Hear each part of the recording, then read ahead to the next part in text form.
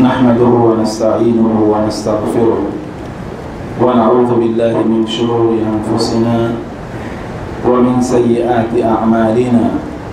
من يهده الله فلا مضل له ومن يضلل فلا هادي له، وأشهد أن لا إله إلا الله وحده لا شريك له، وأشهد أن محمدا عبده ورسوله. يا أيها الذين آمنوا اتقوا الله حق تقاته ولا تموتن إلا وأنتم مسلمون. يا أيها الناس اتقوا ربكم الذي خلقكم من نفس واحدة وخلق منها زوجها وبث منهما رجالا كثيرا ونساء، واتقوا الله الذي تساءلون به والأرحام إن الله كان عليكم رقيبا. يا أيها الذين آمنوا اتقوا الله وقولوا قولا سديدا يصلح لكم أعمالكم ويغفر لكم ذنوبكم، ومن يطع الله ورسوله فقد فاز فوزا عظيما. أما بعد، فإن أصدق الحديث كتاب الله، وخير الهدي هدي محمد صلى الله عليه وسلم، وشر الأمور محدثاتها، وكل محدثة بدعة، وكل بدعة ضلالة، وكل ضلالة في النار. أما بعد، فأعوذ بالله من الشيطان الرجيم. بسم الله الرحمن الرحيم. ولو استقاموا على الطريقة لأسقيناهم ماء غدقا لنفتنهم فيه ومن يعرض عن ذكر ربه يسلكه عذابا صعدا وأن المساجد لله فلا تدعوا مع الله أحدا. وقال سبحانه وتعالى: فقلت استغفروا ربكم إنه كان غفارا يرسل السماء عليكم مدرارا ويمددكم بأموال وبنين ويجعل لكم جنات ويجعل لكم أنهارا ما لكم لا ترجون لله وقارا. وقال النبي صلى الله عليه وسلم: من لزم الاستغفار جعل الله له من كل ضيق مخرجا ومن كل هم فرجا ورزقه من حيث لا يحتسب। মহান আল্লাহ সুবহানাহু ওয়া তাআলা শুকর আদায় করছি, তিনি আমাদেরকে আজকে জুমার সালাত আদায়ের জন্য মসজিদে আসে তার পূর্বে যে খুতবা আছে সেটি শোনার এই সুযোগ করে দিয়েছেন বলে আলহামদুলিল্লাহ। রাসূলুল্লাহ সাল্লাল্লাহু আলাইহি ওয়াসাল্লামের উপর দুরূদ এবং সালাম বর্ষিত হোক। আল্লাহুম্মা সাল্লি ওয়া সাল্লিম আলা নাবিয়িকা মুহাম্মদ, আল্লাহুম্মা সাল্লি আলাইহি, আল্লাহুম্মা বারিক আলাইহি। সম্মানিত ভাইয়েরা এবং বোনেরা, আল্লাহ তাআলার মেহেরবানি, যে আল্লাহ সুবহানাহু ওয়া তাআলার অফুরন্ত মেহেরবানি, যে আল্লাহ সুবহানাহু ওয়া তাআলা আমাদের জন্য দ্বীনের ক্ষেত্রে এমন একটা বিল্ট ইন ব্যবস্থা রেখেছেন যে আমরা প্রতি সপ্তাহে আমাদের নিজেদেরকে পরিবর্তন করার জন্য, সংশোধন করার জন্য, অথবা আমাদের যে বিভিন্ন সমস্যা আছে এগুলোর শরিয়া ভিত্তিক সমাধান কি হতে পারে তার জন্য একটি কাউন্সেলিং সেশনের ব্যবস্থা করে রেখেছেন, একটি নাসিহায়ের ব্যবস্থা রেখেছেন আল্লাহ সুবহানাহু ওয়া তাআলা। সে কারণে এটি আল্লাহ তাআলার মেহেরবানি। জান্নাতীরা যখন জান্নাতে যাবে তখন তারা স্বগতিক এই উচ্চারণ করবে: আলহামদুলিল্লাহিল্লাযী হাদানা লিহাদা ওয়া মা কুন্না লিনাহতাদিয়া লাউলা আন হাদানাল্লাহ। আল্লাহর প্রশংসা আদায় করছি, যিনি আমাদেরকে এই জান্নাতের পথ দেখিয়েছেন। তিনি যদি আমাদেরকে এই জান্নাতের পথ না দেখাতেন তাহলে আমরা তা খুঁজে পেতাম না। মেহেরবানি আল্লাহ তাআলা। এই কারণে আল্লাহ সুবহানাহু ওয়া তাআলা আমাদের জন্য যিনি কল্যাণকর সেটি তিনি আমাদের জন্য ব্যবস্থা করে রাখেন। সমস্যা হলো যে আমরা তো ভবিষ্যৎ দেখতে পাই না, সেই কারণে আমরা হতাশায় ভুগি। রাসূলুল্লাহ সাল্লাল্লাহু আলাইহি ওয়াসাল্লাম বিদায় হজে মক্কায় গিয়ে উপস্থিত হলেন, ওমরা শেষ করলেন এবং যে সকল সাহাবায়ে কেরাম তার সাথে কোরবানির প্রাণী নিয়ে যেতে পারেন নাই, তাদের সাথে মানে হাজিদের জন্য যে প্রাণী জবাই করতে হয় এই প্রাণী নিয়ে যেতে পারেন নাই, তারা অর্থনৈতিকভাবে সচ্ছল ছিল না, গরিব সাহাবী, রাসূল সাল্লাল্লাহু আলাইহি ওয়াসাল্লাম তাদেরকে বললেন যে তোমরা উমরা করে তারপরে কি, তোমরা উমরা করার পর হালাল হয়ে যাও, অথবা এমনি নিয়ে যেতে পারেন নাই যে কোনো কারণে হোক, তাই বলেছে উমরা করে তোমরা হালাল হয়ে যাও। কিন্তু সাহাবায়ে কেরাম অনেকেই তারা উমরা করে হালাল হন নাই, কারণ রাসূল সাল্লাল্লাহু আলাইহি ওয়াসাল্লাম তিনি নিজেও কি হালাল হন নাই, তিনি তো কেরাম হজ করেছেন, তিনি হালাল হচ্ছেন না। এই কারণে সাহাবায়ে কেরামদের মধ্যে কনফিউশন আছে। রাসূল তখন তাদেরকে বলেন, আইয়ুহান নাস, হে লোকেরা, আমি যা বলি তা মনোযোগ দিয়ে শোনো, আমি তোমাদের যা বলি তাই তোমরা করো।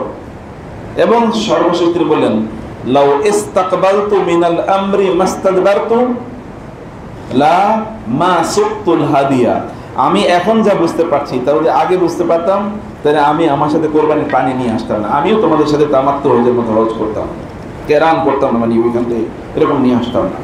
প্রিয় ভাইরা বোনরা, আমাদের জন্য আল্লাহ তাআলা যা কল্যাণকর তাই নির্ধারণ করে রেখেছেন, সেটাকে মেনে নেওয়া এটি আমাদের জন্য কি কল্যাণকর। কারণ আল্লাহর প্ল্যান এটি আল্লাহ ভালো জানেন, আমরা তো জানি না। আল্লাহর প্ল্যানের উপর নিজকে সুপর্দ করে দেয়া এটা একজন শক্তিশালী ব্যক্তির আচরণ। আল্লাহর কাছে নিজকে সুপর্দ করে দেয়া, আল্লাহ সুবহানাহু ওয়া তাআলার সিদ্ধান্ত মেনে নেয়া, এটা একটা শক্তিশালী ব্যক্তির আচরণ। এটি কেবলমাত্র আল্লাহওয়ালা ব্যক্তিরাই করতে পারে। আবার এর জন্য আল্লাহ সুবহানাহু ওয়া তাআলার প্রতি আপনার ঈমান, তাওয়াক্কুল, দৃঢ়তা এগুলোকে অনেক বেশি শক্তিশালী করতে হয়, তাইলেই আল্লাহ সুবহানাহু ওয়া তাআলার সিদ্ধান্তগুলো আপনি মেনে নিতে পারেন। নবী রাসূলদের কত ঘটনা ঘটেছে, তাদের জীবনে কত বিপদ আপদ এসেছে, কিন্তু তারা এগুলোকে ধৈর্য ধরে ছিলেন। মক্কা থেকে যখন রাসূল মদিনায় হিজরত করে যান, বারবার মক্কার পানে তিনি তাকান এবং তিনি কেঁদে কেঁদে বলেন, হে মক্কা, ওয়াল্লাহি ইন্নাকা লা আহাব্বুল বিলাদি ইলাল্লাহ, আল্লাহর কসম তুমি আল্লাহর পুরো জমিনের মধ্যে আমার কাছে সবচেয়ে প্রিয় ভূখণ্ড। যদি তোমার জাতি আমাকে তোমার থেকে বের না করে দিত, লামা খারাজ হতো, তাহলে আমি কোনোদিন তোমার ছাড়িয়ে যাইতাম না। তিনি কাঁদছেন। কিন্তু ঠিক এর 10 বছর পর যখন প্রায় 1.5 লক্ষ সাহাবী নিয়ে তিনি মক্কার দিকে আসেন হজ করার জন্য, তখন তার অনুভূতিটা কেমন ছিল বলতো? যখন গিয়েছেন মক্কা থেকে প্রায় জীবন নিয়ে পালিয়ে, তখন তার সাথে কয়জন আছেন? তিনি এবং তার সাথে আবু বকর রাদিয়াল্লাহু তাআলা। তখন তিনি জানতেন না যে আমি এর 10 বছর পর 1.5 লক্ষ সাহাবী নিয়ে আমি এখানে আসবো, এটা তিনি জানতেন না। এই কারণে তিনি কাঁদছিলেন। আদারওয়াইজ তখন তিনি কি করতেন? হাসতেন, যাচ্ছে ঠিক আছে, আমি আসতেছি ইনশাআল্লাহ, এরকম একটা ভাব, এরকম একটা অবস্থা থাকতো। কিন্তু তখন তিনি কাঁদছিলেন। কিন্তু আল্লাহর উপর তার তাওয়াক্কুল একটু কমে নাই। He knows that yuriduna an yutfi'u nur Allah bi afwahihim wallahu mutimmu nurihi walau karihal kafirun। আল্লাহ তাআলা তার দ্বীনকে বিজয়ী করবেনই, কাফের মুশরিকরা তাতে অপছন্দ করুক বা না করুক তাতে কিছু যায় আসে না। কুল্লুন মুয়াসসারুন লিমা খুলিকা লাহ। প্রিয় ভাইরা, আল্লাহ সুবহানাহু ওয়া তাআলা যখন আপনাকে কোনো দায়িত্ব দেবেন অথবা কোনো প্রয়োজন আপনার মাধ্যমে তিনি মেটাতে চাইবেন, যদি কোনো বিপদ আপনাকে দেন, তাহলে আল্লাহ সুবহানাহু ওয়া তাআলা ওইটাকে সহ্য করার ক্ষমতা দিয়ে আপনাকে দেন। যদি তিনি কোন দায়িত্ব আপনাকে দেন, তাহলে তার জন্য যোগ্যতা দিয়ে তিনি আপনাকে ওই দায়িত্বটা প্রদান করেন। আপনি এই কথা বলতে পারেন না, আমি তো এত দায়িত্ব পালন করতে পারবো না, কেন আমাকে এটা দেয়া হলো? লা ইউকাল্লিফুল্লাহু নাফসান ইল্লা উসআহা। আল্লাহ মানুষের সামর্থ্যের বাইরে কোনো কিছু মানুষকে দেন না। অথবা যদি আল্লাহ তাআলা কাউকে কোনো দায়িত্ব দেন, তাইলে আল্লাহ তাআলা ওই ব্যক্তিকে ওই দায়িত্বটি পালন করার মতো যোগ্যতা দিয়ে দেন। ওই দায়িত্ব পালন করার মতো যোগ্যতা কি আল্লাহ তাআলা তাকে দিয়ে দেন। যদি আল্লাহ আপনাকে বিপদ দেন, তাহলে ওই বিপদ সহ্য করার মতো ক্ষমতা আল্লাহ তাআলা আপনাকে দিয়ে দেন। আল্লাহ সুবহানাহু ওয়া তাআলা আপনার জন্য সবকিছু সহজ করে দেন। আপনি যদি চান অনেক বড় কিছু হতে, আপনি তাই হতে পারবেন, কারণ কুল্লুন মুয়াসসারুন লিমা খুলিকা লাহু। আপনার জন্য আল্লাহ যে পথটা সহজ করে দিয়েছেন, ওই যেই পথ আপনার জন্য নির্ধারণ করে দিয়েছেন, ওই পথটি তিনি সহজ করে দিয়েছেন। যে পথটি তিনি নির্ধারণ করে দিয়েছেন আপনার জন্য, সেটি তিনি সহজে করে দিয়েছেন। এই কারণে আপনি আপনার কাজগুলো করে যান, বাকিটা হচ্ছে আল্লাহ সুবহানাহু ওয়া তাআলার সিদ্ধান্ত অনুসারে চলবে। সবকিছু আপনি মেনে নেন এবং সেভাবেই আপনার পথকে আপনি পরিচালনা করেন। প্রিয় ভাইরা, আজকে আমি যে বিষয়টি আপনাদের দৃষ্টিতে এখানে আসার পর আমি ভাবলাম যে এই বিষয়ে একটু ফোকাস করা দরকার বিভিন্ন কারণে। তবে একটি ইস্যু হলো আমাদের বারাকা। অনেক সময় আপনারা কমপ্লেইন করেন যে আমাদের বারাকা নাই, বারাকা পাচ্ছি না, বরকত পাচ্ছি না। বারাকা আসলে কি? বারাকার অর্থ কি? বারাকা শব্দের অর্থ হলো আপনি যা পেয়েছেন, যে জিনিসটা আপনার আছে, সেটি আপনার সম্পদ হতে পারে, আপনার সন্তান হতে পারে, আপনার পরিবার হতে পারে, আপনার শরীর সুস্থতা হতে পারে, আপনার জ্ঞান হতে পারে, যাই হোক না কেন, আপনার চাকরি বাকরি হতে পারে, এভরিথিং। এর মানে হচ্ছে যা আপনি পাচ্ছেন এটি আপনার জন্য, বা যেটি আপনার আছে এটি আপনার জন্য উপকারী, আপনার কাজে লাগছে। আপনার 10টা বাড়ি আছে, এগুলো দেখার মতো কোনো লোক নাই, পড়ে আছে, এগুলো আপনার জন্য বারাকায়ের কারণ নাই। আপনার অনেক সম্পদ আছে, অন্যরা লুট করে নিয়ে যাচ্ছে, এটা আপনার বারাকায়ের কারণ না। আপনি যেটা আপনার আছে এটাকে আপনি সংরক্ষণ করতে পারছেন, এবং যা আছে এটি আপনার কাজেও লাগছে।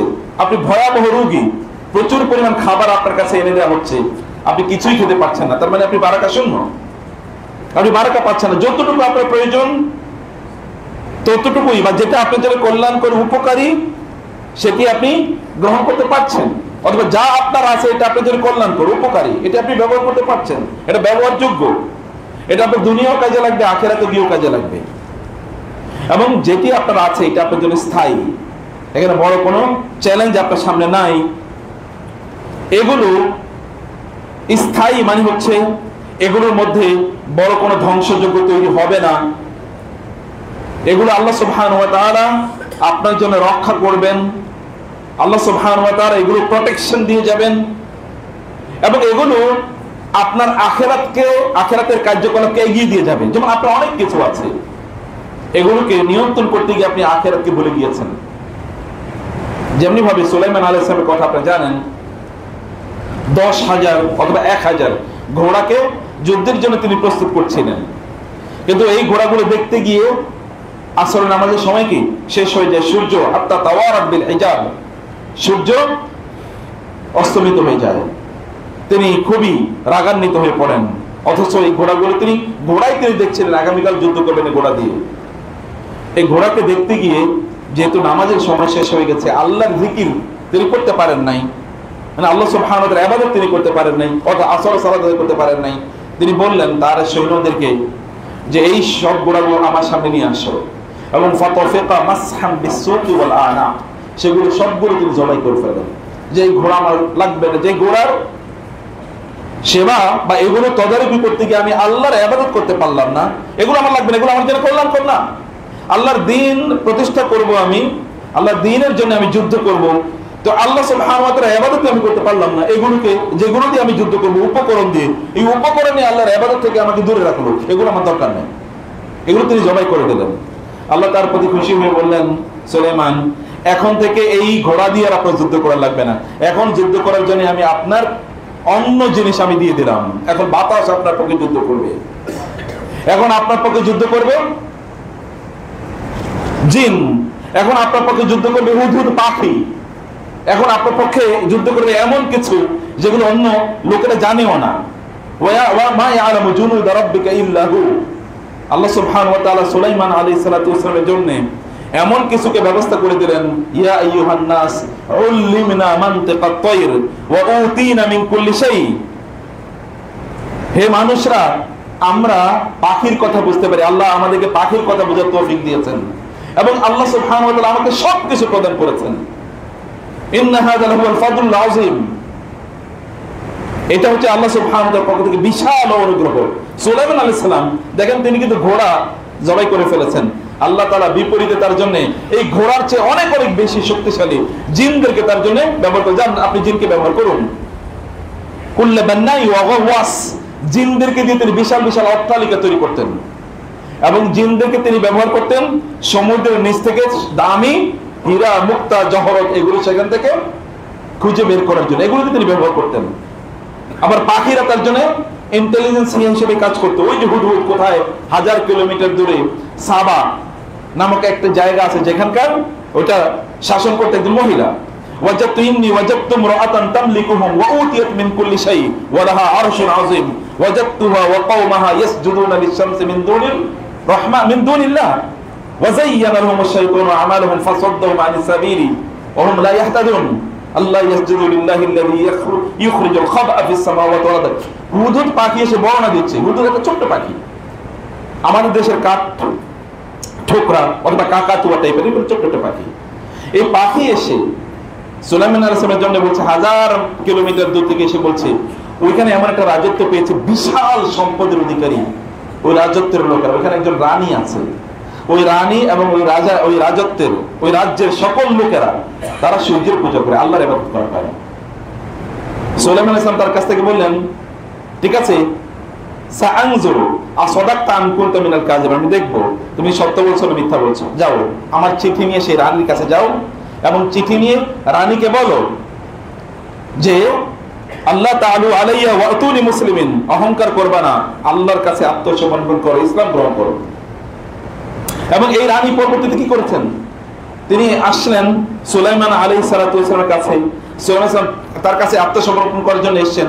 তো তার একটা বিশাল সিংহাসন ছিল, পৃথিবীর কোনো মানুষের এইরকম দামি সিংহাসন ছিল না, এত দামি সিংহাসন। রানী যেই সিংহাসনে বসতেন, সুলাইমান আলাইহিস সালাম বললেন তার সামনে তার মন্ত্রী পরিষদকে নিয়ে বসলেন, আইয়ুকুম ইয়াতিনি বিআরশিহা ক্বাবলা আন ইয়াতুনি মুসলিমিন। বিলকিস সাবার রানী তিনি আসছেন এবং তার মন্ত্রী পরিষদ আসতেছেন, নিশ্চিত আত্মসমর্পণ করবেন, কিন্তু আমি তাদেরকে একটি আল্লাহ সুবহানাহু ওয়া তাআলার ক্ষমতা দেখাতে চাই। আল্লাহ আমাকে যে দৌলত দিয়েছেন আমি এটা তাদেরকে দেখাতে চাই। তাদের যে সম্পদের প্রতি তাদের যে অহংকার আছে এটা বুঝাতে চাই যে তাদের চেয়ে অনেক বেশি সম্পদ আল্লাহ আমাকে দিয়েছেন, অতএব সম্পদ দিয়ে অহংকার করতে নাই। এই কথা বলে তিনি বললেন যে তার সিংহাসনটা আমার এখানে নিয়ে আসতে হবে। কে আনবে? 1000 কিলোমিটার দূরে এখানে তার কাছে সিংহাসন নিয়ে আসতে হবে। আবার ওই রানী প্রায় কি সুলাইমান আলাইহিস সালামের তার যে মানে তার যেই প্রাসাদ, ওই প্রাসাদের কাছে প্রায় চলে এসছে। এটা অল্প করে হয়তো 10-15-20 মিনিটের সময় বাকি আছে। এখন বলতেছে ওখান থেকে আসতে লাগে 1 মাস। এটা কেমনে আনবে? তখন করা এই ফ্রি তো মিনাল জিন্নি, জিনদের এক দৈত্য বলল, আনা আতিকা বিহি ক্বাবলা আন তাকুমা মিন মাকামিক, যে সুলাইমান আপনি যে বসে আছেন না সিংহাসনে, তিনি বসে এখানে বিভিন্ন বিচার ফয়সালা বা রাষ্ট্রীয় ফরমান তিনি জারি করতেন। বলছে আপনি আপনার এই সিংহাসন থেকে এই যে বসলেন, বসার পর আপনি কিছুক্ষণ পর একটু ক্লান্ত হয়ে আবার একটু উঠবেন, একটু খাওয়া দাওয়া করার জন্য বা একটু বা অন্য কিছু দেখার জন্য বা ইবাদতের জন্য, ওঠার আগে আমি নিয়ে আসবো, আপনি উঠার আগে আমি নিয়ে আসবো। সুলাইমান আলাইহিস সালাম বললেন না, এত দেরি করলে চলবে না, আরো আগে আনতে হবে। وقال الذي عنده علم من الكتاب انا آتيك به قبل ان يرتد اليك طرفك। এর মধ্যে একজনের যার কিতাবী জ্ঞান ছিল, জাবুরের জ্ঞান ছিল, এইরকম একজন ব্যক্তি, তাওরাতের জ্ঞান ছিল, এরকম জাবুর তাওরাতের জ্ঞান ছিল, অথবা আল্লাহ সুবহানাহু ওয়া তাআলা এর গুণবাচক নাম ইসমে আযম জানতো, এরকম একজন বুজুর্গ ব্যক্তি বলল, আনা আতিকা বিহি ক্বাবলা আন ইয়ারতাদ্দা ইলাইকা তারফুক, আপনি চোখ বন্ধ করে চোখ খুলতে যতটুকু সময় লাগে তার মধ্যে আমি এটা এখানে নিয়ে আসতে পারি। মানে ইসমে আযম, আল্লাহর নাম বলে যদি আপনি কোনো কিছু চান আল্লাহকে প্রদান করবেন, তাহলে আমি এটা করতে পারবো। মুস্তাজাবুদ দাওয়াত, তিনি দোয়া করতে তাই কবুল হয়ে যেত। সুলাইমান আলাইহিস সালাম এটা নিয়ে আসলেন, তাকে বলেন ঠিক আছে নিয়ে আসো। সাবার রানী আসার পরে বলা হলো আহাদা আরশুকে, এটা কি আপনার সিংহাসন কিনা বলেন তো? একটু তার চেঞ্জ করে ফেলেছে, ওয়ানাক্কারুলাহা আরশাহা, মানে একটু সিংহাসনটা একটু পরিবর্তন করে ফেলেছে, হালকা কিছু ডেকোরেশন। তাকে বলে এটা কি আপনার সিংহাসন? তুমি কান্নাহু, মনে হচ্ছে ওইরকম দেখতে। এরপরে বললেন চলেন প্রাসাদের দিকে যাবেন, কিন্তু প্রাসাদটা নির্মাণ করেছে, নতুন প্রাসাদ নির্মাণ করেছে এই কয়েকদিনের মধ্যে। এটা পুরোটা কাঁচ দিয়ে, কাঁচ বুঝেন তো, গ্লাস দিয়ে তৈরি করা, এবং এটা আপনার হ্রদের উপর মানে হচ্ছে পানির উপর এরকম একটা প্রাসাদ নির্মাণ করা। উনি যখন আসছিলেন উনি দেখলেন গ্লাসের নিচে পানি, উনি তো আর বুঝতে পারেন না যে গ্লাসের হাউসও হতে পারে, তার এত সম্পদ, তিনি 1000 কোটি বিলিয়ন ট্রিলিয়নের মালিক, কিন্তু এরকম গ্লাসের বিল্ডিং হতে পারে তিনি কোনোদিন ভাবতেও পারেন নাই। যখন এটা তিনি দেখলেন, ইনি একটু তার মহিলারা তো তারা সম্ভ্রান্ত মহিলাদের কাপড় থাকে কি পায়ের অনেক নিচে, আর অসম্ভ্রান্ত মহিলাদের কাপড় থাকে কিসের উপর? পায়ের গোয়ালের উপর। যারা একটু তাদের নিজেদেরকে শো করে করে বেড়াতে চায়, আসো আমার কাছে কিছু আছে, তুমি চাইলে আমি তোমারে দেবো, এরকম টাইপের মহিলারা, তারা একটু দেখায় দেখায় বেড়ায়। আর যারা সম্ভ্রান্ত নারী তারা তাদের পায়ের নিচেও, রাসূলুল্লাহকে একজন নারী জিজ্ঞেস করলেন, মহিলা সাহাবী, যে আমাদের কতটুকু, আমাদের পায়ের নিচে কতটুকু কাপড় থাকবে? বললেন 1 বিঘত পরিমাণ, পায়ের নিচে এরকম টেনে টেনে যাবে, এরকম হচ্ছে সম্ভ্রান্ত নারীদের অবস্থা। তিনি তার কাপড়টা একটু উঠাচ্ছিলেন। সুলাইমান আলাইহিস সালাম বললেন ইন্নাহু সারহুম মুমাররাদুম মিন কাওয়ারির, না না আপনার কাপড় উঠাতে হবে না, এটা হচ্ছে সারহুন মুমাররাদুম মিন কাওয়ারির, এটা হচ্ছে কাঁচ দিয়ে তৈরি হাউস, গ্লাসের হাউস। এটা তিনি ভাবলেন সর্বনাশ, বলে কি তখন তিনি বলেন, রব্বি ইন্নী যালামতু নাফসি, আল্লাহ আমি জুলুম করে ফেলছি আমার নিজের উপর, আমি বুঝতে পারি নাই যে আমার চেয়েও অনেক অনেক কোটি গুণ বেশি সম্পদ মানুষের থাকতে পারে, আমি সম্পদের আভিজাত্যে অহংকারে আমি নিমজ্জিত ছিলাম, আমি ভুল করেছি, জুলুম করেছি। ওয়া আসলামতু মা সুলাইমানা লিল্লাহি রাব্বিল আলামিন, আল্লাহ আমি আপনার কাছে আত্মসমর্পণ করলাম, সুলাইমানের মতো করে আমিও মুসলমান হয়ে গেলাম। প্রিয় ভাইরা, সম্মানিত বোনেরা, আল্লাহ সুবহানাহু ওয়া তাআলা সুলাইমান আলাইহিস সালামকে দেখেছেন কি দিয়েছেন? সুলাইমান আলাইহিস সালাম তিনি আল্লাহ সুবহানাহু ওয়া তাআলার ইবাদত থেকে তাকে ভুলিয়ে রাখবে এমন কোন জিনিসকে তিনি সামনে রাখেন না, শেষ করে দিয়েছেন। রাসূল সাল্লাল্লাহু আলাইহি ওয়াসাল্লাম যখন খন্দকের যুদ্ধ সংঘটিত হয়, এই যুদ্ধে কাফেররা যেন মদিনায় প্রবেশ না করতে পারে, এই কারণে মদিনার উত্তর দিকে লম্বা প্রায় 5 কিলোমিটার জায়গা জুড়ে পরীক্ষা মানে গর্ত, খন্দক যেটাকে বলে গর্ত, খালের মতো খনন করেছেন। এটা খনন করতে মিরাকুলাসলি এটা দীর্ঘদিন লাগার কথা, কিন্তু 7 দিনে পুরোটা মানে খনন করা হয়ে গেছে। এইটা খনন করতে গিয়ে দিন রাত কাজ করেছেন রাসূল সাল্লাল্লাহু আলাইহি ওয়াসাল্লাম, এবং তারা খাওয়ারও পায় নাই, প্রায় 3 দিন না খেয়েছেন, পেটে পাথর বেঁধে যে কাজ করেছেন ওই সময়ের কথা। এর মধ্যে একদিন আসর নামাজ পড়তে পারেন নাই, মানে এটা নিয়ে ব্যস্ত ওরা, তাহলে ঢুকে যাবে। যখন সূর্য ডুবে গেল, রাসূল সাল্লাল্লাহু আলাইহি ওয়াসাল্লাম বললেন, আমলা আল্লাহু বুয়ুতাহুম ওয়া কুবুরাহুম নারা, আল্লাহ ওদের বাড়িঘর গুলো জাহান্নামের আগুন দিয়ে পূর্ণ করে দেখ, ওরা আমাদেরকে আল্লাহর জিকির করতে দিল না, আল্লাহর ইবাদত করতে ওরা আমাদেরকে দিল না, মাত্র এক ওয়াক্ত নামাজ। এবং এটা কিন্তু ইত্তেরাহি, এটা এমন না যে ইচ্ছা করে নামাজ ছেড়েছেন, ইচ্ছা করে নামাজ ছেড়েছেন, এটা এমন না। তারপরে দেখেছেন অনুভূতি কি? আপনি বরকত পাবেন, অথবা আপনি আপনার জীবনের মানে খুঁজে পাবেন, এটা যদি আপনি আল্লাহকে প্রায়োরিটি প্রদান করেন। সম্মানিত ভাইরা, আল্লাহ সুবহানাহু ওয়া তাআলা কোরআনে বলেছেন, তোমরা যদি বরকত পেতে চাও তাহলে 1 নম্বর তোমাদের কাজ হচ্ছে ঈমানকে মজবুত করো, তাকওয়া ভিত্তিক জীবন যাপন করো। ওয়ালাউ আন্না আহলাল কুরআ আমানু ওয়াত্তাকাউ লাফাতাহনা আলাইহিম বারাকাতিম মিনাস সামাই ওয়াল আরদ, যদি জনপদের লোকেরা ঈমান আনতো এবং তারা যদি আল্লাহকে ভয় করতো, আল্লাহর তাকওয়া যদি তাদের থাকতো, তাহলে লাফাতাহনা আলাইহিম বারাকাতিম মিনাস সামাই ওয়াল আরদ, আসমান এবং জমিনের বরকতগুলো, যত বরকত আছে সব বরকত আমি তাদের জন্য খুলে দিতাম। এখন প্রশ্ন হলো, ঈমান মানে কি? ঈমান মানে হচ্ছে আল্লাহ সুবহানাহু ওয়া তাআলা আপনার জন্য যা করছেন করেছেন তাতে সন্তুষ্ট থাকা, আল্লাহ যা করেছেন তার প্রতি সন্তুষ্ট থাকা, কোনো কমপ্লেইন না থাকা। এ আল্লাহ তুমি মনে করেছো এটাই কল্যাণ করো, আমি তার প্রতি সন্তুষ্ট। এবং যেই ব্যক্তি আল্লাহকে সন্তুষ্ট রাখতে চায়, হাদিসে রাসূলুল্লাহ হাদিসে আয়েশা রাদিয়াল্লাহু তাআলা আনহা মুয়াবিয়া রাদিয়াল্লাহু তাআলা আনহুর কাছে একটা চিঠি পাঠালেন এবং মুয়াবিয়াকে বলেন, ইয়া মুআবিয়া ইয়া আমিরুল মুমিনিন, হে আমিরুল মুমিনিন, মান ইলতামাসা রিদাল্লাহি বিসাখাতিন নাসি কাফাহুল্লাহু মু'নাতান নাস। হে আমির, কোন মানুষ যদি আল্লাহ সুবহানাহু ওয়া তাআলার সন্তুষ্টির জন্য নিজকে নিবেদিত রাখে, তাতে মানুষ অসন্তুষ্ট হলো কি অসন্তুষ্ট হলো তাতে তিনি ওটাকে ভ্রুক্ষেপ করেন না। মানুষ অসন্তুষ্ট হতে পারে, কিন্তু তিনি আল্লাহকে সন্তুষ্ট রাখার জন্য প্রয়োজনে মানুষকে অসন্তুষ্ট করেন। আল্লাহ সুবহানাহু ওয়া তাআলা এবার মানুষের দায়িত্ব নিজে নিয়ে নেন, ওই সকল লোকেরা যেন এই ব্যক্তির কোনো ক্ষতি না করতে পারে, এই ব্যক্তির প্রতি অসন্তুষ্ট না হয়, ওই সকল দায়িত্ব আল্লাহ তাআলা নিয়ে নেন এই সকল ব্যক্তিদের মন এবং তাদের জীবনকে নিয়ন্ত্রণ করার। এখন এই ব্যক্তির কোনো ক্ষতি তারা করতে পারে না, এরা তার কোনো বিষোদ্গার করতে পারে না, কারণ আল্লাহ তাআলা তার দায়িত্ব নিয়ে নিয়েছেন। বিষোদ্গার কোনো কিছু যায় আসেন, আল্লাহ তার দায়িত্ব নিয়ে নিয়েছেন। কাফাহুল্লাহু মু'নাতান নাস ওয়ামান ইলতামাসা রিদান নাস বিসাখাতিল্লাহি ওয়াক্কালাহুল্লাহু ইলাইহিম। আর কেউ যদি মানুষকে সন্তুষ্ট করতে চায়, আল্লাহকে অসন্তুষ্ট করে, আল্লাহ কি করে, আল্লাহ কি সন্তুষ্ট হবেন কি হবেন না এটা তার মাথায় নাই, তাইলে আল্লাহ সুবহানাহু ওয়া তাআলা ওই ব্যক্তিকে বলেন, আমি তোর দায়িত্ব ছেড়ে দিলাম, মানুষ তোর পারলে কিছু করুক। মানুষের কিছু করার ক্ষমতা আছে না? বুঝেন না কথা? বুঝতে পারছেন? অনেকে ঘুমাচ্ছে নাকি? আল্লাহ সুবহানাহু ওয়া তাআলা যদি আপনার দায়িত্ব নেন, তাইলে আল্লাহ সুবহানাহু ওয়া তাআলা আপনার কোনো পেরেশানি আল্লাহ তাআলা রাখবেন না, পেরেশানি আল্লাহ তাআলা উল্টো করে দেবেন আপনার কাছ থেকে। সম্মানিত ভাই, রাসূল সাল্লাল্লাহু আলাইহি ওয়াসাল্লাম বলেছেন, যখন আল্লাহ তাআলা, যখন মানুষ আল্লাহকে স্মরণ করে তখন আল্লাহ তাআলা মানুষকে স্মরণ করেন। যখন আল্লাহ মানুষকে স্মরণ করেন, ভালো করে খেয়াল করবেন, জিকির, আল্লাহ জিকির, যখন আল্লাহ জিকির করবেন আপনি, সুবহানাল্লাহ, আলহামদুলিল্লাহ, আল্লাহ জিকির করা, আল্লাহর ঈমান মানে কি আল্লাহকে আপনার জীবনে প্রায়োরিটি প্রদান করা। সকল ক্ষেত্রে আপনি চুপ করে বসে আছেন, কিন্তু আপনি কি তখন জিকির করতে পারেন না? আপনি দোকানে বসে আছেন, আপনি দোকানদারি করেন, আপনার মুখে তো দোকানদারি করেন না, হাতে দোকানদারি করছেন। আপনি গাড়ি চালাচ্ছেন, মুখে তো গাড়ি চালাচ্ছেন, হাতে গাড়ি চালাচ্ছেন। আপনি অন্যান্য যে কোনো কাজই করছেন না কেন, অফিসে কাজ করছেন, চাকরি বাকরি করছেন, হোয়াট এভার ইউ ডু, কম্পিউটারে কাজ করছেন, আপনি তোর মুখে কাজ করছেন না। So what about your mouth? আপনি মুখের কি হলো? ওয়ালা ইয়াজালু লিসানুকা রাতবা মিন যিকরিল্লাহ, সুবহানাল্লাহ পড়েন, আলহামদুলিল্লাহ পড়েন, লা ইলাহা ইল্লাল্লাহ পড়েন, আল্লাহর জিকির করেন। আল্লাহ দেখুক যে আপনি আল্লাহকে স্মরণ করছেন।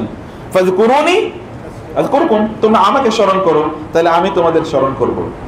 আর আপনি আল্লাহকে স্মরণ করার আল্লাহ আপনার স্মরণ করার মধ্যে পার্থক্য আছে কিনা? আছে কিনা পার্থক্য? তিনি রব্বুস সামাওয়াতি ওয়াল আরদ, আসমান জমিনের মালিক, তিনি আপনাকে স্মরণ করছেন। জিকির আল্লাহ তাআলা বলেন, এটা হাদিসে কুদসি, সহিহ বুখারী হাদিস। এরপর আল্লাহ তাআলা বলেন, আমি যখন তাকে স্মরণ করি তখন আমি তাকে ভালোবাসি। আমি যখন তাকে ভালোবাসি তখন আমি জিবরিলকে ডেকে বলি, জিবরিল এই লোকটারে আমি ভালোবাসি, তুমিও তারে ভালোবাসো।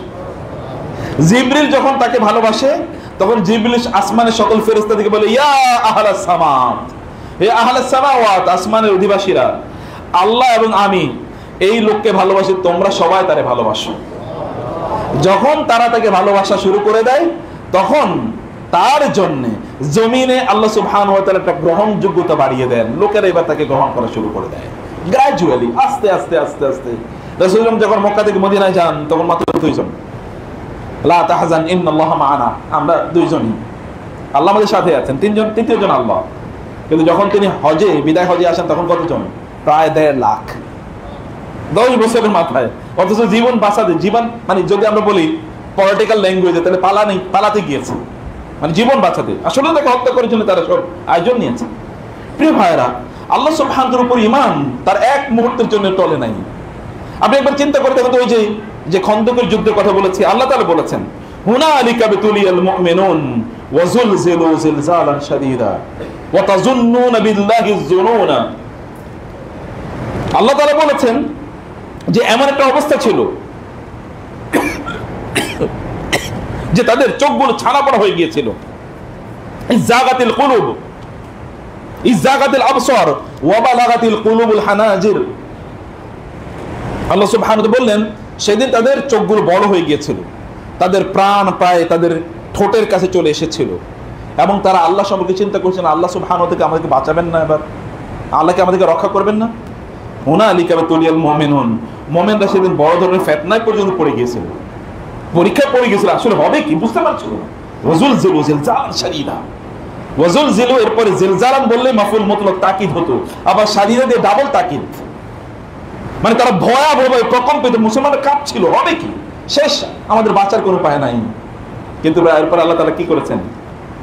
আল্লাহ সুবহানাহু ওয়া তাআলা তার এমন সৈন্য পাঠালেন, যে সৈন্য আমরা কি ওয়াজুনুদান লাম তারাউহা, তোমরা এমন সৈন্য আমি পাঠালাম যে সৈন্য তোমরা দেখো না। এমন সৈন্য দিয়ে মক্কার কাফের, মুশরিক, মদিনার ইহুদি এবং আশপাশের যত বেদুইন, বিশাল বিশাল গোত্র আছে, তাদেরকে একেবারে নাস্তানাবুদ করে দিলাম, কোমর ভেঙে দিলাম। এরপর থেকে আজ পর্যন্ত, এই 1500 বছর পর্যন্ত তার আর মাথা উঁচু করে আরবের মরুভূমিতে দাঁড়ায় হতে পারে নাই। অথচ তারা কিন্তু ওদেরকে একেবারে শেষ করে দিতে গিয়েছিল। মুসলমানরা ভয় পেয়ে গেছে, আজ করণীয় কি, বাঁচার কোনো উপায় নাই। খাল খনন করছে, যদি বাঁচা যায়, যুদ্ধ করার মতো অবস্থা নাই। প্রিয় ভাইরা, আল্লাহ সুবহানাহু ওয়া তাআলা does have a different plan। আল্লাহর উপর বিশ্বাস, আল্লাহ সুবহানাহু ওয়া তাআলার উপর বিশ্বাস, ঈমান, এবং দুই নম্বর কি তাকওয়া। আপনি যদি ঈমান রাখেন, যদি তাকওয়া অবলম্বন করেন, আপনি আফটার 2-3 ইয়ার্স, আপনি এখন হয়তো কষ্টে আছেন, 2 বছর পরে দেখবেন আল্লাহ তাআলা আপনার এই কষ্ট কিভাবে দূর করে দিয়েছেন। আমাদের ভাইকে জিজ্ঞেস করে দেখেন তো, এখানে যখন আপনার মসজিদ করেছেন, কেউ চিন্তা করতো না এখানে মসজিদ হবে? মসজিদ হয়েছে, এখন আল্লাহর রহমতে বিশাল ওই যে 26% নিয়ে ওইখানে মাদ্রাসা মসজিদ কমপ্লেক্স হবে ইনশাআল্লাহ কয়েকদিন পরে, হবে না ইনশাআল্লাহ? নাকি আপনারা আছেন তো নাকি? ইনশাআল্লাহ। তো এটা কতদিনের ব্যবধান? এক জীবনে আল্লাহ সুবহানাহু ওয়া তাআলা মানুষকে কত কিছু দেখাতে পারেন, কিন্তু আপনাকে আল্লাহর পথে অটুট থাকতে হবে, অটুট থাকতে হবে। তাকওয়া, আল্লাহকে ভয় পায়। তাকওয়া মানে কি? আপনি যে কাজটি করছেন, এই কাজটি, এটি আল্লাহ সুবহানাহু ওয়া তাআলা কি সন্তুষ্ট হবেন, কি সন্তুষ্ট হবেন না, এটা নিজকে জিজ্ঞেস করে দেখুন তো। ঘর থেকে যখন বের হন, কোন দিকে যাচ্ছেন? এই যাওয়াইকে আল্লাহ সন্তুষ্ট হবেন কি হবেন না? যারা দোকানে বিক্রি করছেন, যে পদ্ধতিতে বিক্রি করছেন, আল্লাহকে সন্তুষ্ট হবেন কি হবেন না? যে কাজটি আপনি করছেন, এটা কি আল্লাহর কাজ, বা আল্লাহ কি এতে সন্তুষ্ট হবেন? আপনি আপনার পরিবারে যে আচরণ করছেন, আজকের সকালবেলা যেভাবে কাটিয়েছেন সকাল থেকে এই পর্যন্ত, আপনারা কয়জন বলতে পারবেন যে আল্লাহ সন্তুষ্ট হবেন এই পথে আপনাদের সময়টা কাটিয়েছেন আজকে সকাল থেকে? এমনকি মসজিদে যখন এসেছেন, আল্লাহ সন্তুষ্ট হতেন তো যখন খতিব সাহেব তার খুতবা শুরু করবে তার আগে আসার জন্য, আল্লাহ এইভাবে সন্তুষ্ট হতেন। কিন্তু আমরা তো আল্লাহকে ভয় করি না, বা আমাদের সেই ভয় তো নাই, ওই লেভেলে ভয় নাই। আমাদের মায়েরা বাসারায় যখন আপনার কাজ করেন, আপনার প্রত্যেকটা কাজ কি তাকওয়াপূর্ণ হয় কিনা? আপনি কি মনে করেন কিনা যে আল্লাহ তাআলা দেখছেন, সবকিছু রেকর্ড করে রাখা হচ্ছে এবং সবকিছুর জন্য জবাবদিহি করতে হবে? আপনি কি বুঝেন, ইয়াংরা যখন তোমরা চুল কাটতে যাও তোমাদের তুমি মনে করো যে এই চুল কাটাটাও কিন্তু রেকর্ড করে রাখতেছে ফেরেশতারা, এবং কিয়ামতের দিন দেখানো হবে যে এই হচ্ছে বখারে টাইপের চুল কাটছে, ওরা এক জায়গায় রাখো, ওয়ামতাজুল ইয়াউমা আইয়ুহাল মুজরিমুন। এই দিক যেগুলো চুল এরকম ছিল মেসি টাইপের, এদের চুল এই দিকে, এরা এই দিকে থাকো, আর যাদের চুল সুন্নতি ছিল তারা এই দিকে থাকো। এটা হবে না? ফামান ইয়ামাল মিসকালা যাররাতিন খায়রান ইয়ারা ওয়া মান ইয়ামাল মিসকালা যাররাতিন শাররান ইয়ারা। আপনার দাড়ির সাইজ দিয়েও কিন্তু সেদিন আলাদা হতে পারে না, আপনি এটা বুঝতে পারেন না। ফাহুম ইউজাউন, তারা বিভিন্ন গ্রুপে বিভক্ত হবে সেদিন, আল্লাহ তাআলা গ্রুপ করে দেবেন সেদিন। আপনি আল্লাহ সুবহানাহু ওয়া তাআলাকে ভয় করছেন কেন? ফর এভরি অ্যাকশন, প্রত্যেকটা কাজে আপনি আল্লাহকে ভয় করছেন কেন? তাইলে আল্লাহ সুবহানাহু ওয়া তাআলা আপনাকে তাকওয়া, আপনাকে আল্লাহ তাআলা বারাকা প্রদান করবেন। ওয়ালাউ আন্না আহলাল কুরা আমানু ওয়াত্তাকাউ, তাকওয়া অর্জন করা, প্রত্যেকটা কাজের আগে নিজেকে জিজ্ঞেস করা। এবং আল্লাহ সুবহানাহু ওয়া তাআলা দেখছেন আপনি ঘরের অন্ধকারে আছেন, তখন আপনি মোবাইলে কি দেখছেন? ইয়াংরা বলেন, আপনার মোবাইলে আপনি কি করছেন? আপনার মোবাইলে কতটুকু সময় দেন?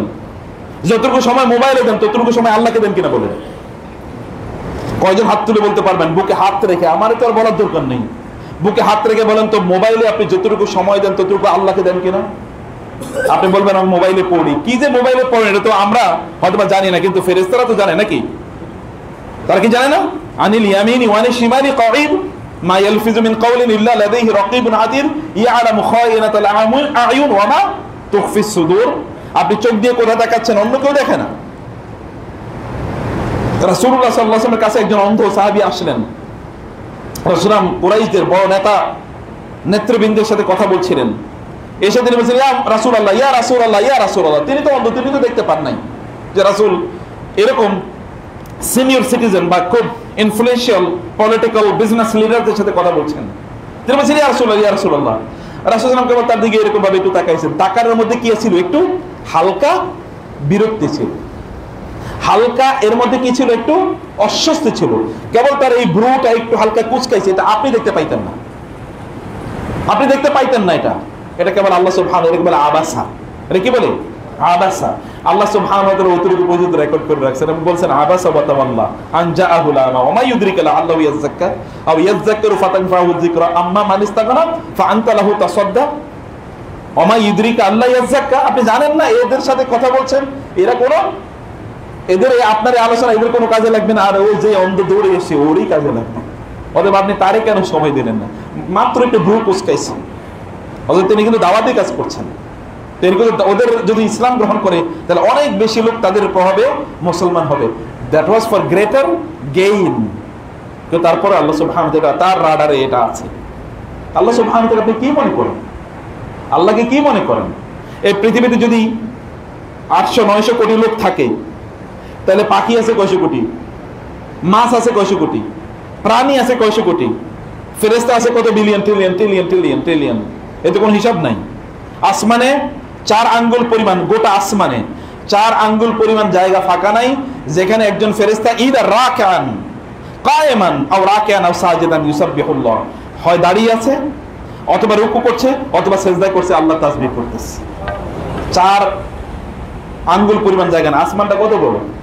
সূর্যটা পৃথিবী থেকে 13 লক্ষ গুণ বড়। সূর্যটা আসমানে কতটুকু দেখা যায়? এইটুকু। তাহলে আসমানটা কত বড়? তাহলে কি পরিমাণ ফেরেশতা আছে? এরা সব আল্লাহর ইবাদত করতেছে। আল্লাহ সব দেখেন কিনা? সব রেকর্ড আছে কিনা? বুঝেন না কথা আপনারা? আল্লাহ সুবহানাহু ওয়া তাআলা তার অ্যাটেনশন, তার রেকর্ডিং কোনো কিছুকে এসকেপ করবে? নো। এই ছোট ছোট পিঁপড়াগুলোকে খাবার কে দেয়? পিঁপড়ার সংখ্যা কত? কোন পিঁপড়া কি অন্যায় ভাবে আপনি মারছেন কিনা এটাও আল্লাহ তাআলা রেকর্ড করে রাখেন কিনা? আপনার কি মনে হয় আল্লাহ কি আপনাকে ওয়া মা কাদারুল্লাহ হাক্কা কদরিহি ওয়াল আরদু জামিআন কবদাতহু ইয়াওমাল কিয়ামা ওয়াস সামাওয়াতু মাতউইয়াতুন বিয়ামিনি। ওরা আল্লাহর আসলে গুরুত্বই বুঝে না, ওরা আল্লাহর মর্যাদাই বুঝে না। তারা আল্লাহকে মূল্যায়ন করতে পারে, আল্লাহই বলছেন অবাক কাণ্ড, তারা আল্লাহকে মূল্যায়ন করতে পারে। সে মহান আল্লাহ সুবহানাহু ওয়া তাআলা তিনি কি দেখেন নাই? আপনি তাকওয়া অবলম্বন মানে হচ্ছে আল্লাহ দেখছেন, এই অনুভূতি কেবলমাত্র। আল্লাহু খালিকি, আল্লাহু রাযিকি, আল্লাহু নাযিরি, আল্লাহ আমাকে দেখছেন, তিনি আমার সবকিছু নিয়ন্ত্রণ করছেন, এই অনুভূতিটা রাখা। এই কারণে আল্লাহ সুবহানাহু বলেছেন এই সকল লোকেরা যদি তারা আল্লাহ সুবহানাহু ওয়া তাআলার রাস্তায় চলতো, লাআসকাইনাহুম মাআন গাদাকা, তাহলে আমি তাদেরকে ব্যাপক পরিমাণ, পর্যাপ্ত পরিমাণ পানি দিতাম। যে পানি কেবল পানি না, পানি হচ্ছে এটা ইন্ডাস্ট্রিয়াল এলিমেন্টস, যেটা দিয়ে আপনার ইন্ডাস্ট্রিয়াল গুড তৈরি করবেন, প্রোডাকশন তৈরি করবেন, সবকিছু। পানি না থাকলে কিছু থাকবে নাকি? আল্লাহ তাআলা বলছেন আমি পানি দিতাম। পানি মানে হচ্ছে আপনার উৎপাদনের জন্য যা যা লাগতো সব আল্লাহ সুবহানাহু ওয়া তাআলা আপনাকে প্রোভাইড করতেন, যদি আপনি সেই লেভেলে তাকওয়া অবলম্বন করতেন। আল্লাহকে যদি প্রাধান্য দিতেন, যেমন সুলাইমান আলাইহিস সালাম দিয়েছেন, যেমন রাসূল সাল্লাল্লাহু আলাইহি ওয়াসাল্লাম দিয়েছেন। দেখেন না, এই যে দিনের কথা আমরা বললাম, এই খন্দকের যুদ্ধ, তার 4 বছর পরেই আরব বিশ্বে আল্লাহ রাসূলকে চ্যালেঞ্জ করার মতো, 4 বছর না 2 বছর পরেই তাকে চ্যালেঞ্জ করার মতো কোনো লোক নাই।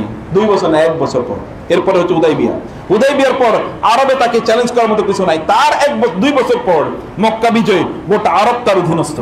তার আরো 2 বছর পর গোটা সেই সময়ের গোটা অঞ্চল এর একমাত্র অধিপতি বা শাসন হচ্ছে মুহাম্মদুর রাসূলুল্লাহ সাল্লাল্লাহু আলাইহি ওয়াসাল্লাম। কারণ আল্লাহকে প্রাধান্য দিয়েছে, আল্লাহর ভয় তার মধ্যে জাগরুক ছিল। প্রিয় ভাইরা, আল্লাহ সুবহানাহু ওয়া তাআলার ভয় জাগরুক রাখুন, এবং এটা যদি আপনি করতে পারেন যে আমি আল্লাহকে সদা সর্বদা আমার সামনে রাখছি, আমার চোখের সামনে রাখছি, আল্লাহ সুবহানাহু ওয়া তাআলাকে আমি সদা সর্বদা স্মরণ করছি, আল্লাহকে আমি প্রায়োরিটি দিচ্ছি, আল্লাহ সুবহানাহু ওয়া তাআলা এটা সন্তুষ্ট হন কি হন না এটাকে আমি দেখছি। আপনার সন্তানকে আপনি লালন করার ক্ষেত্রে আমাদের মায়েরা অনেক সময় সন্তানদেরকে ডাকতে গিয়ে ক্লান্ত হয়ে যান, একটু ঘুম থেকে উঠো, আর দ্বিতীয়বার ডাকতে পারবেন, ওরা উঠলে উঠুক, না উঠলে নাই।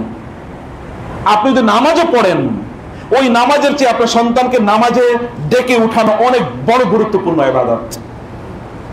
কারণ আপনি এই কাজটা করছেন আল্লাহ সন্তুষ্টির জন্য, ওইটা কেবল আপনার পার্সোনাল ডিউটি পালন করছেন, এটা আপনি আল্লাহ সন্তুষ্টির জন্য করছেন। মারা যখন সন্তানদের জন্য রান্না করে এত আমল তো মানুষকে খাদ্য খাওয়ানো, এটা শ্রেষ্ঠতম ইবাদত। আপনি যদি 10 জনের জন্য রান্না করেন, তাহলে 10 জন মুসলমানকে খাওয়ানোর যে সওয়াব, এই সওয়াবটি আপনি শুধু রান্না করার কারণে পেয়ে যাবেন। আপনি কিন্তু ইনকাম করছেন না। মায়েদের কথা বলছি, বাবাদের বলছি, আপনারা আপনাদের সন্তানরা আপনারা ইনকাম করছেন, আপনার সন্তানের নামাজ পড়েন, আপনি কেন তার জন্য ইনকাম করেন? আপনি কি প্রশ্ন করেছেন আমি কারে খাওয়াই? আমি কি জাহান্নামীকে খাওয়াচ্ছি? ওয়ালা ইয়াকুল তুআনাকা ইল্লা তাকিয়ুন, তোমার খাবার যেন মুত্তাকি ছাড়া কেউ না খায়। আপনার খাবার খাচ্ছে কি? আপনার ঘরে যে খাচ্ছে ও কি মুত্তাকি? ও কি দিনদার? ও কি আল্লাহকে ভয় করে?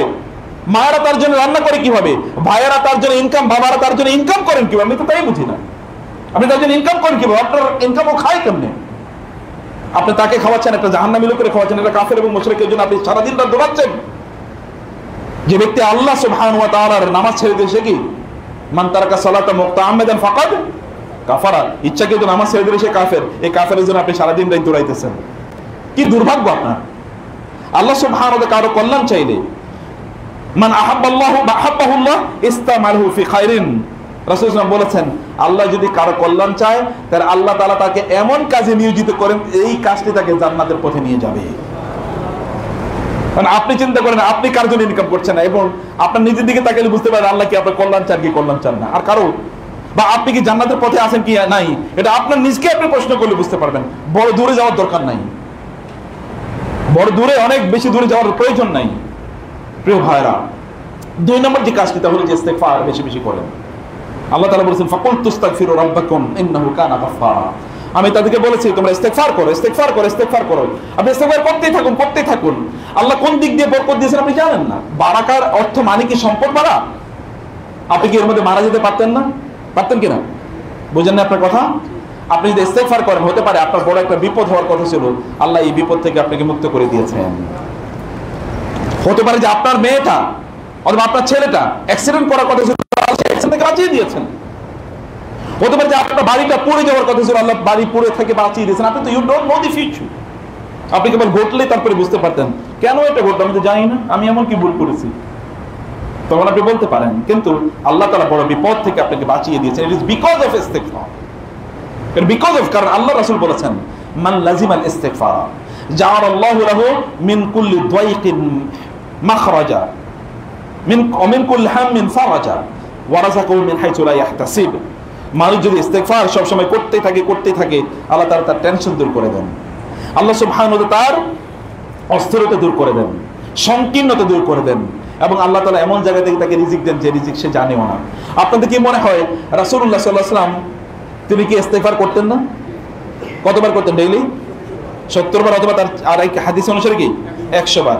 তারপরও কি তার বাসায় 3 মাস পর পর চুলা জ্বলে না, এরকম ঘটনা ঘটে নাই? আচ্ছা, এই পৃথিবীতে সবচেয়ে বেশি সম্পদের মালিক হওয়ার অধিকারী হওয়ার কথা কার? আল্লাহ রাসূলের চেয়ে বেশি অধিকার কার আছে পৃথিবীর সম্পদের মালিক হওয়ার? এবং ফেরেশতা জিবরিলকে এসে বলেন, ইয়া রাসূলুল্লাহ, আল্লাহ পাঠাচ্ছেন আমারে, আপনি কেবল বলেন এই ওহদ পাহাড়কে আমি সোনায় পরিণত করে দিই আপনার জন্য।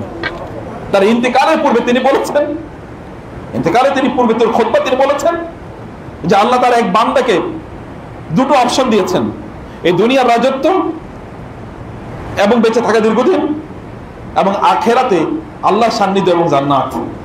দুনিয়ায় রাজত্ব, বেঁচে থাকবেন, এরপরে তিনি জান্নাতে যাবেন। আর এটা হলো আখেরাতে কি আল্লাহর সাক্ষাৎ এবং জান্নাত। তিনি আখেরাত এবং আল্লাহর সাক্ষাৎকে তিনি প্রাধান্য দিয়েছেন। এই কথা বলার পর পরে ওই জায়গায় আবু বকর বসে তিনি কাঁদতেছেন। লোকের বলে কি আবু বকর কাঁদে কেন? এটা আল্লাহ রাসূল কার গল্প বলেছে?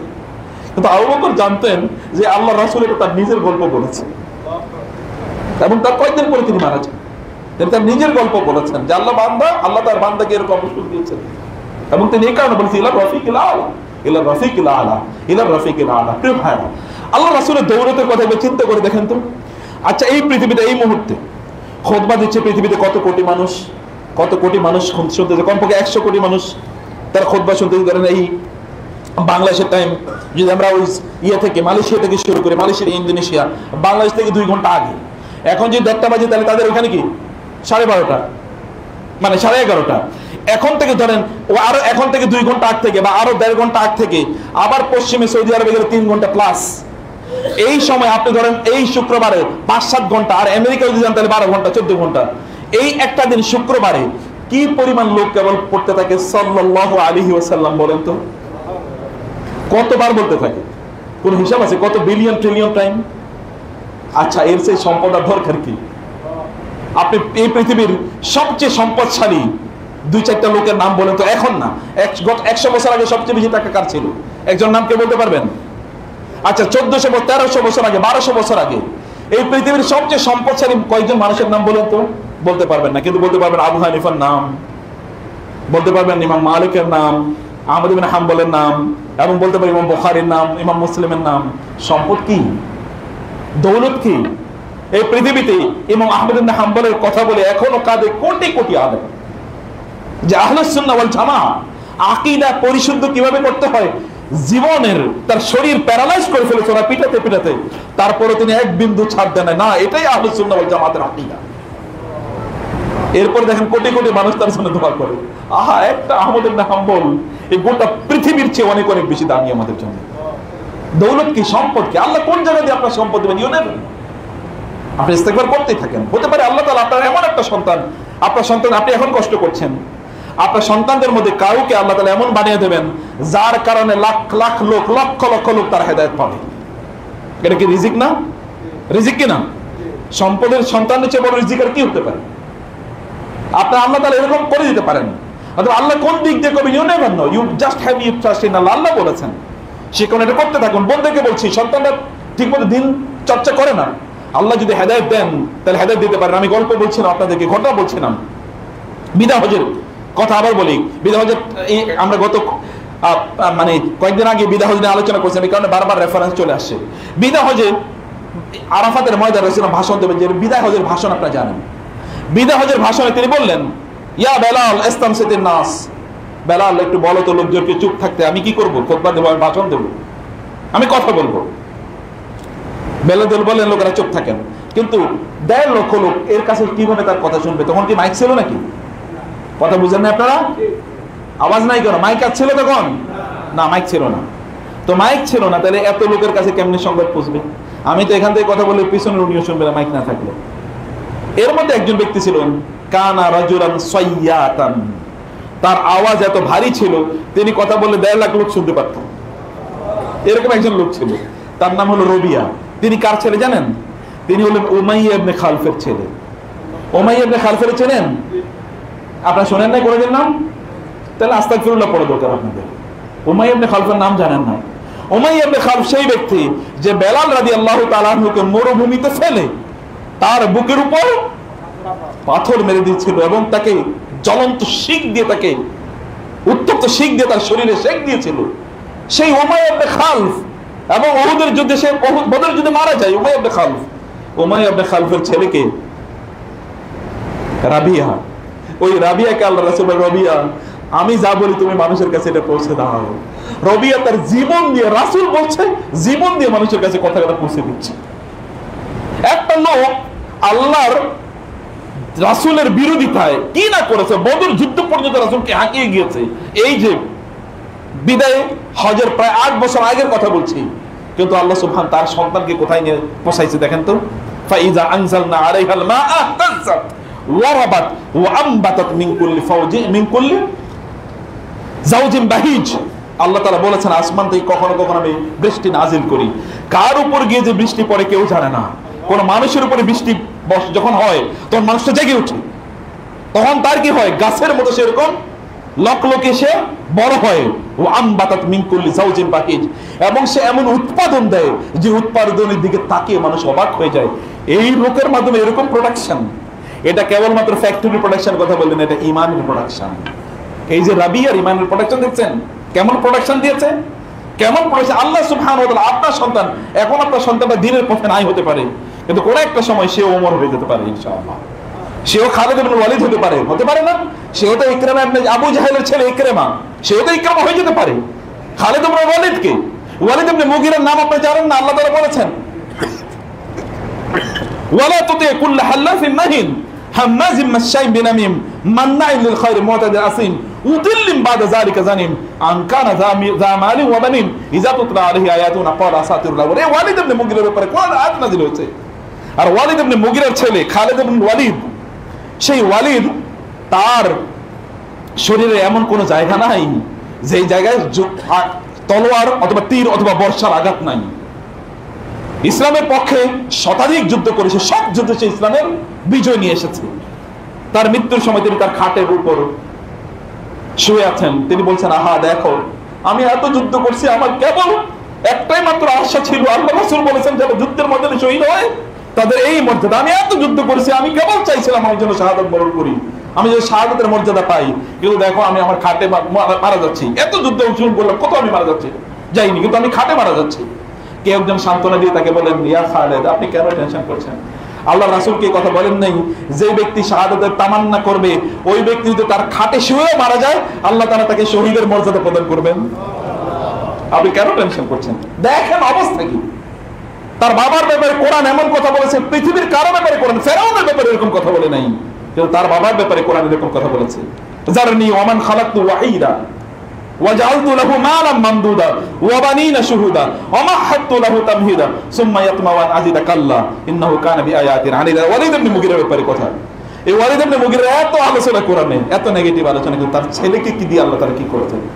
ভাই বোন ইস্তেগফার করুন।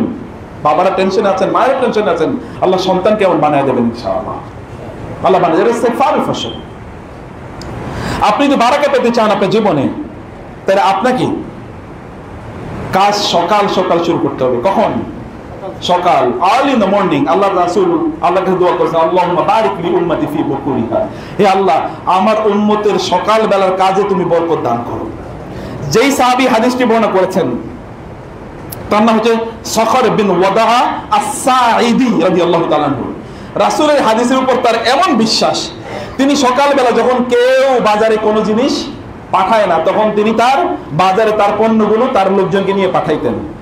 পাঠানোর পরে ওরা সবার আগে ওগুলো বেচা বাসায় চলে আসতো এবং ওই অঞ্চলের সবচেয়ে বড় ধনীতে তিনি পরিণত হয়ে গেছেন। কাজ করছেন শুধু হাদিস, একটা হাদিসের উপর আমল। আপনার তো সকালে বাজারে এখন তো কেমন একটু পরে যায়, আরো লোকের আসুক আপনি হিসেবে তিনি আগে আগে পাঠাইতেন যে আগে যাই, আগে যাও, এরপর আগে চলে এসে সকালে কাজ আপনি কি করেন? আপনি কি করেন? ইবনে কাইয়িম রাহিমাহুল্লাহ তিনি মাদারিস সালিকিন তিনি উল্লেখ করেছেন যে সকাল কাজের মধ্যে বারাকা এর কথা তিনি বলেছেন যে সকাল এর মধ্যে এটা আমাদের সালফে সালেহিন এর কাছে সকাল বেলার কাজ ছিল প্রচন্ড গুরুত্বপূর্ণ। সকাল বেলা وكان مكروها عندهم أي عند السلف الصالح النوم بعد صلاة بين صلاة الصبح وبين طلوع الشمس। আমাদের সালফে সালেহ তারা মাকরুহ অপছন্দনীয় মনে করতেন ফজরের নামাজ এবং সূর্য ওঠার এতটুকু আগে পর্যন্ত ঘুমানোকে তারা অপছন্দ করতেন, মাকরুহ মনে করতেন। এটা ঠিক না, নিষিদ্ধ মনে করতেন, কিন্তু কাজ ঠিক। তারা ভয়াবহ পছন্দ করতেন। এমনকি তারা এই সময় কোন লোকেরা তারা যদি সফর করতে চায় তাহলে বলতেন যে এই সময় তোমরা সফর শুরু করো। কারণ কি?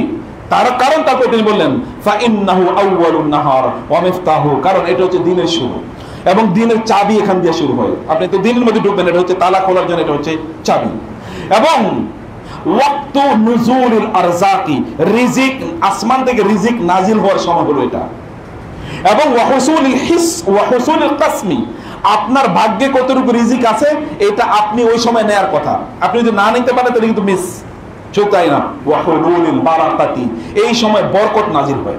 যতটুকু পাইছেন ততটুকু আপনার বরকত হবে যদি এতটুকু সময় আপনি কাজ শুরু না করতে পারেন। ওয়াহুলুল বারাকা। এবং তিনি তারপরে যেটা বললেন তাহলে যে এটা যেহেতু ওই ওয়ামিনহু ইউনশাউন নাহার, দিন মূলত এখান থেকে শুরু হয়। এবং ওয়ান সাহিবু হুকমু জামিইহি আলা হুকমি হাযিহিল হিসসাতি, আপনি গোটা দিন জুড়ে আপনি কি পাবেন কি পাবেন না তা সকাল বেলার উপর নির্ভর করে। এটা ইবনুল কাইয়িম বলছেন, সকাল বেলার উপর নির্ভর করে। আপনি সকালে কি করছেন তার উপর নির্ভর করে সারা দিনটা আপনি কি পাবেন, বরকত পাবেন কি পাবেন না। আপনি সকালে কাজ শুরু করেন কিনা, ফজর পরে ঘুমান কিনা বলেন। তারপর তিনি বলেছেন হ্যাঁ, কোন একজন ব্যক্তি যদি বাধ্য হয়, যেমন প্রচন্ড অসুস্থ, তিনি এছাড়া বাঁচতে পারছেন না, তাহলে তার জন্য ভিন্ন। কিন্তু একজন সুস্থ মানুষ সকালে ঘুমায় কেমনে? সাহাবায়ে কেরাম রাদিয়াল্লাহু তাআলা রাসূল সাল্লাল্লাহু আলাইহি ওয়াসাল্লাম কখনো ঘুমিয়েছেন কোনো রেকর্ড আছে? ফজর পড়ে না। তাহলে আমরা বরকত যদি পেতে হয় আমাদেরকে সকালে এরকম কাজ করা দরকার। আপনি যদি বারাকা পেতে চান তাহলে আত্মীয় স্বজনের সাথে আপনি সম্পর্ক রক্ষা করুন। রাসূলুল্লাহ সাল্লাল্লাহু আলাইহি ওয়াসাল্লাম বলেছেন মান আহাব্বা আন ইউবারাক লাহু ফি রিজকিহি ওয়া ইউনসা লাহু ফি আজলিহি ফালইয়াসিল রাহিমাহু, কেউ যদি চায় তার রিজিকের মধ্যে আল্লাহ বরকত দেখ, কেউ যদি চায় হায়াতের মধ্যে আল্লাহ বারাকা দেখ, তাহলে সেই জন্য আত্মীয়তার সম্পর্ক রক্ষা করে। রাসূল সাল্লাল্লাহু আলাইহি ওয়াসাল্লাম বলেছেন যে তোমরা কি করো, তাআল্লামু মিন আনসাবিকুম মা তাসিলু বিহি আরহামাকুম, তোমরা তোমাদের আত্মীয় স্বজনের নামগুলো একটু জানো, যেন এর মাধ্যমে তাদের সাথে যোগাযোগ রাখতে পারো। ভালো করে খেয়াল করবেন, আত্মীয় স্বজনের নাম জানো, তাদের খোঁজ খবর রাখার জন্য। কারণ তোমরা যদি মনে রাখবা ওয়া ইন কানা আহলুল বাইতি ফাজারাতান, যদি কোনো একটা পরিবারের লোকেরা তারা যদি পাপীও হয় কিন্তু তারা আত্মীয় স্বজনের সাথে সম্পর্ক রক্ষা করে, ওই হাদিস, আত্মীয় স্বজনের সাথে সম্পর্ক রক্ষা করে, তাহলে আল্লাহ ফাতামনু আমওয়ালুহুম ওয়া ইয়াজিদ ওয়া ইয়াকসুরু আদাদুহুম, তাহলে আল্লাহ তাআলা তাদের পরিবারে সন্তানদের সংখ্যা বাড়িয়ে দেবেন এবং তাদের সম্পদও কি বাড়তে থাকবে। কেবল আত্মীয় স্বজনের সাথে সম্পর্ক, এরা পাপী হলেও আল্লাহ তাআলা তাদেরকে কেবল এতটুকুর কারণে বাড়িয়ে দেবেন। এখন আপনারা বলেন আপনাদের কতজন আত্মীয় স্বজনের সাথে সম্পর্ক ভালো আছে? আপনি কি ফোন করেন কিনা? কয়জন বলেন? আপনাদের সন্তানরা কয়জন তাদের আত্মীয় স্বজনের নাম জানে বা আপনার আত্মীয় স্বজনের নাম জানে? আপনি বলেন। এখন তো আমাদের প্রবলেম হলো যে আমাদের পরিবারের মহিলারা স্বামীর পরিবারে কারোর সাথে সন্তানদের কোনো যোগাযোগ রাখতে দেবে না, এটা নিষিদ্ধ, তাদের সাথে কথা বলা যাবে না, বরং ওরা তোমাদের প্রতি করবে ইত্যকার, এমন একটা হাইপ তুলে রেখেছে। আমরা আমাদের পিতামাতার সাথে, আপনি বলেন আপনার মা বাবা যারা গ্রামে থাকে আজকে কয়দিন আগে তার সাথে কথা বলেছেন বলেন? আপনার ভাই বোনদেরকে কয়দিন আগে ফোন করেছেন বলেন? কয়দিন আগে দাওয়াত দিয়েছেন বাসায় বলেন? আপনি বরকত পাবেন কোথা থেকে? আমরা বরকত পাবো কোথা থেকে? বরকত উঠে যাবে, বরকত উঠেই যাচ্ছে। এই কারণে আমরা কেবল আত্মকেন্দ্রিক। আপনি কেন ইনকাম করেন বলেন তো?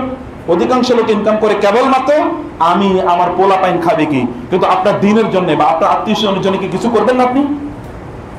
এই যে মসজিদ এখন বাইতুল সুজুদের এখানে যে মসজিদ, এখানে যে জায়গা তৈরি হবে, এখানে করে জায়গা আপনি কেবল ইনকাম করতেছেন, ফ্যাক্টরি বাড়াইতেছেন, ব্যবসা বাণিজ্য বাড়াইতেছেন, পোলা পাইনের আরো কিভাবে তাদের আয় ইনকাম আরো বাড়বে, কেবল এটা নিয়ে টেনশন করছেন। কেবল নিজে খাবেন, কই আল্লাহর ঘরের জন্য আপনার টেনশন কই? আপনি কি টেনশন করছেন আল্লাহ আমি আরো ইনকাম করতে চাই কারণ আমি ওখানে 1 কাঠা জমি কিনে দিতে চাই? এটা নিয়ত করেছেন আপনি? বরকত এমনি পাবেন নাকি? রাসূল সাল্লাল্লাহু আলাইহি ওয়াসাল্লাম কি করেছেন? সাহাবায়ে কেরাম কি করেছেন? রাসূল সাল্লাল্লাহু আলাইহি ওয়াসাল্লাম তার ইন্তেকালের আগে তিনি বলছেন যে সকল তোমাদের কার কার আমার কাছে কি পাওনা আছে বলো, আমি সব পাওনা পরিশোধ করে দেবো। কিন্তু একজনের পাওনা আমার পক্ষে পরিশোধ করা সম্ভব না। তার নাম হচ্ছে আবু বকর রাদিয়াল্লাহু তাআলা। তার পাওনা আমি পরিশোধ করতে পারবো, তারপরে পাওনা আল্লাহ তাআলা পরিশোধ করবে। কিভাবে পরিশোধ করুন? তার গোটা সম্পদ দিনের জন্য কাজে লেগেছে, কেমনে পরিশোধ করুন? তাহলে আপনার সম্পদ দিনের জন্য কতটুকু লাগছে? আপনার জ্ঞান কতটুকু লাগছে? আপনার যোগ্যতা কতটুকু লাগছে?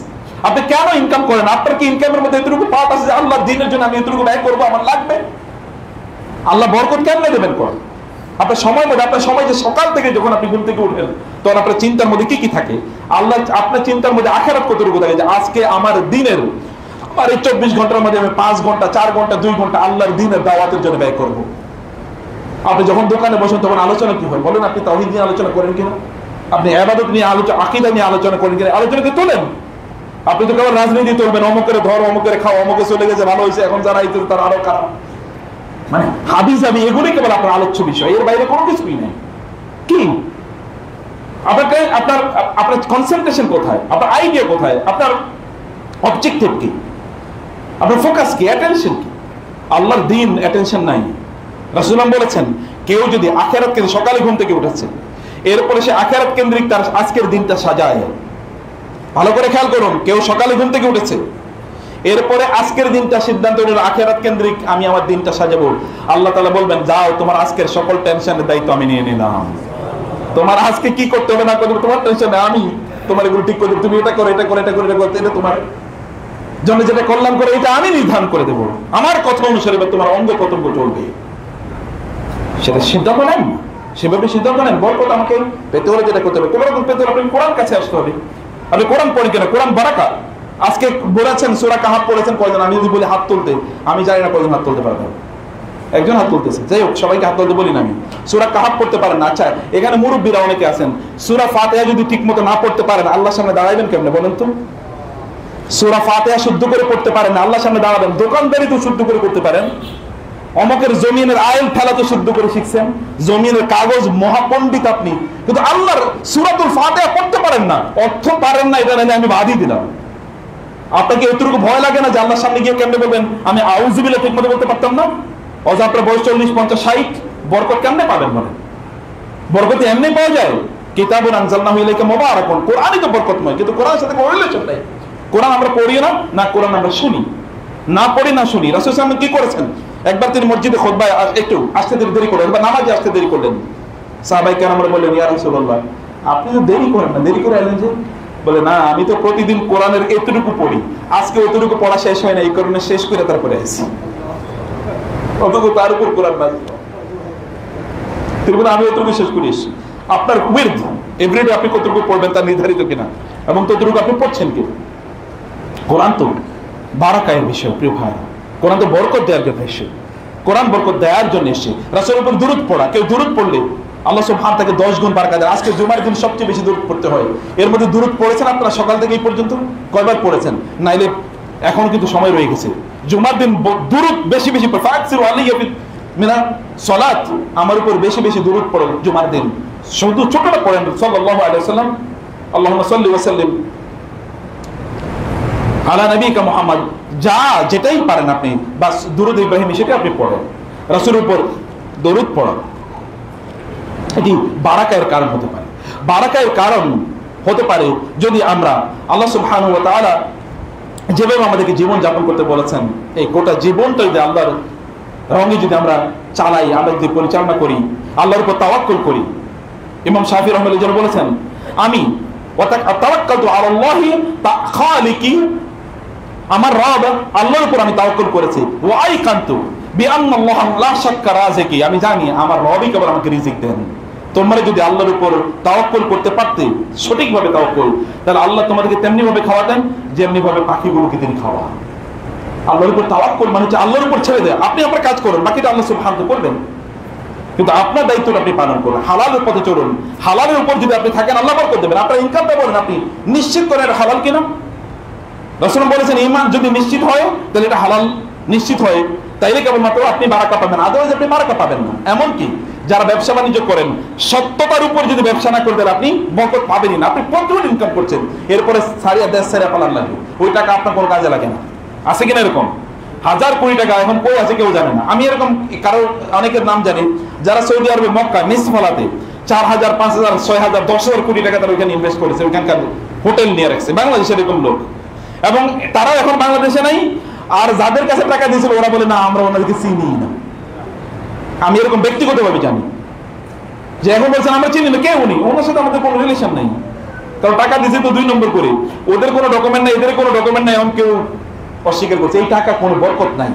আপনি যার সাথে ব্যবসা করছেন শরীক, শরীককে যদি কোনোদিন খেয়ানত করেন, আল্লাহ সুবহানাহু বলেন আনা সাদিসুশ শরীকাইন, যারা শরীকানা ব্যবসা যারা করে আমি সেখানে 3 নম্বর ব্যক্তি থাকি।